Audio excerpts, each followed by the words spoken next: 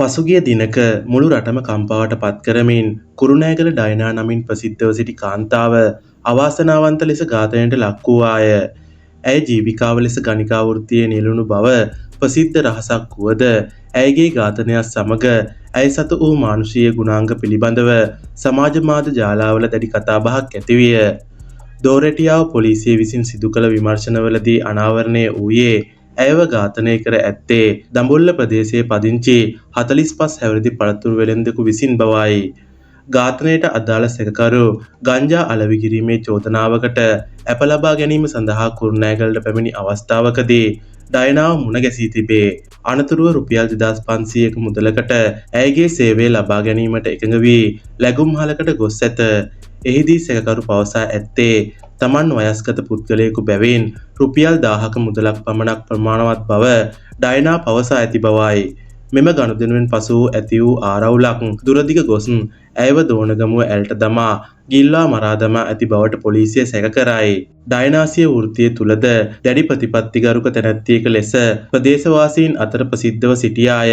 ඇය කිසිදු විටක බාලවයස්කාර තරුණයින්ට හෝ පාසල් සිසුන්ට සේවය සැපයීමට ඉදිරිපත් නොවූ අතර නිකරුණේ මග රැඳී සිටින පාසල් සිසුවියන්ට අවවාද කර ඔවුන්ව නිවෙස් බලා පිටත් කිරීමටද කටයුතු කර තිබේ. ඇය සැබවින්ම දරුවන් සිටින මවකගේ කරුණාවෙන් තරුණ පරපුර දෙස බැලූ තැනැත්තියක බව ඇයව ඇසුරු කළ බොහෝ දෙනෙක් පවසයි. ඇයගේ මානුෂීයත්වය පිළිබඳව සංවේදී කතාවක් අංජුල දිසානායක නම් තරුණයෙකු විසින් සටහන් කර තිබුණි. දිනක් දානයක් ලෙස බෙදූ බත් පාර්සලයක් ඉල්ලා සිටි ඇයට තවත් එකක් ලබා දීමට උත්සාහ කළ අවස්ථාවේදී ඇය පවසා ඇත්තේ මම දෙකක් කෑවොත් තව කවුරු හරි බඩගින්නේ ඉඳී නේද පුතා යනුවෙනි. මෙවැනි සිදුවීම් හරහා ඇයගේ වෘත්තියට එහා ගිය ගැඹුරු මනුස්සකම මැනවින් පැහැදිලි වේ. වෘත්තියෙන් ගණිකාවක වුවද ඇය තම වෘත්තිය නිර්භීතව පිළිගනිමින් තමන්ගේ පාඩුවේ ජීවත් වූ චරිතයකි.